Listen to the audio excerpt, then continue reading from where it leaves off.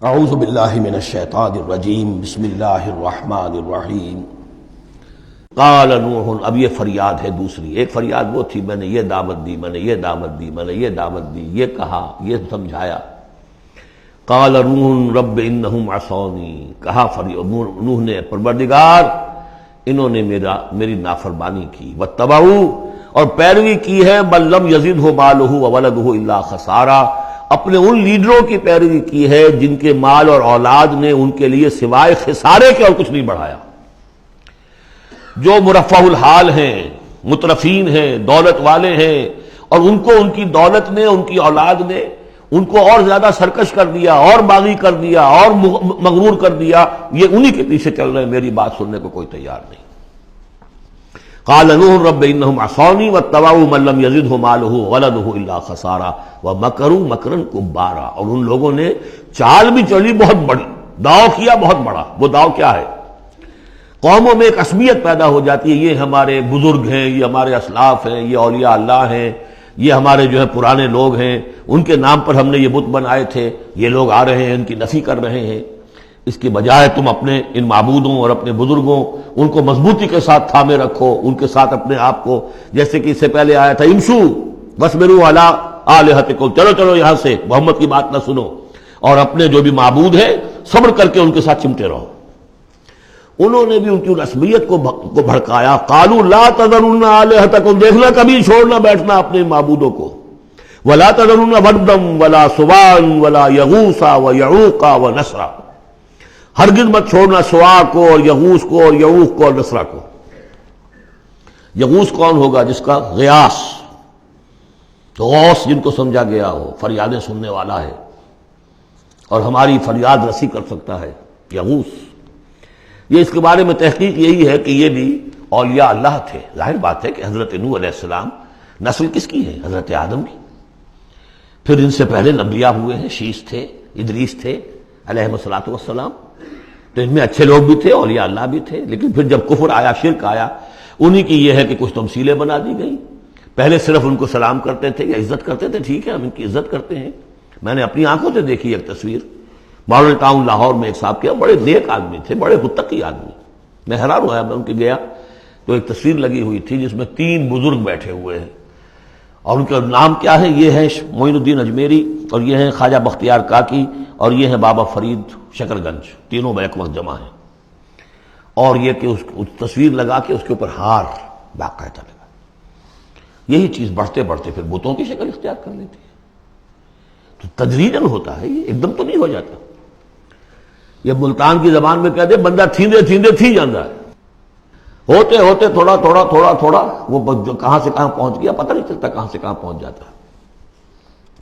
تو مت چھوڑنا انہیں. ولا تذرن آلہتکم ولا تذرن ودا ولا سواعا ولا یغوث ویعوق ونسرا وقد اضلوا کثیرا ولا تزد الظالمین الا ضلالا. انہیں تم بہتوں کو بہکا دیا، تو اے اللہ اب ان ظالموں کے لیے سوائے گمراہی کے اور کسی چیز میں اضافہ نہ کر.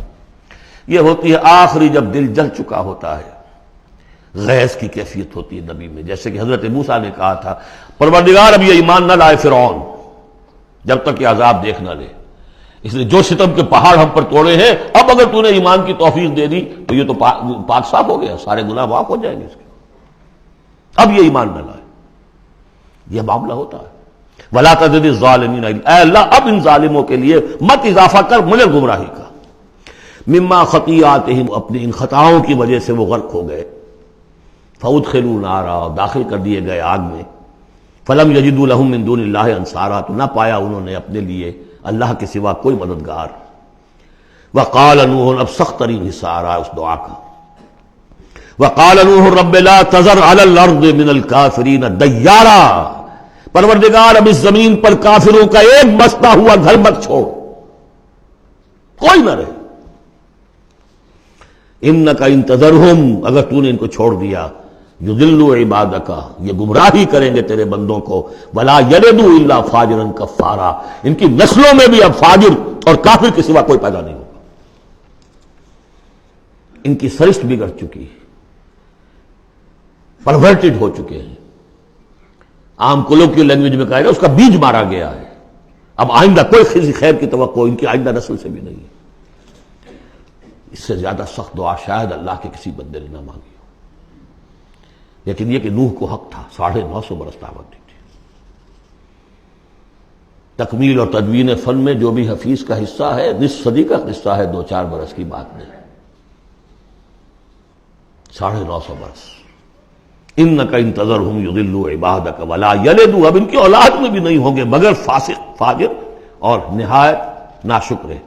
رب اغفر لی ولوالدی ولمن دخل بیتی مؤمنا، پروردگار میری مغفرت فرما، میرے والدین کی فرما، جو بھی میرے گھر میں داخل ہو جائے ایمان کے ساتھ اس کی مغفرت فرما، وللمؤمنین والمؤمنات، اور تمام مرد اور عورتیں جو صاحب ایمان ہوں، جو کسی دور کسی زمانے کی ہوں، پچھلی ہو اگلی ہو، ولا تزد الظالمین الا تبارا، لیکن پھر ابھی دل ہلکا نہیں ہوا ہے حضرت نوح کا، پھر ولا تزد الظالمین الا، ان ظالموں کے لیے تو اب اضافہ مت کر مگر بربادی اور تباہی کا۔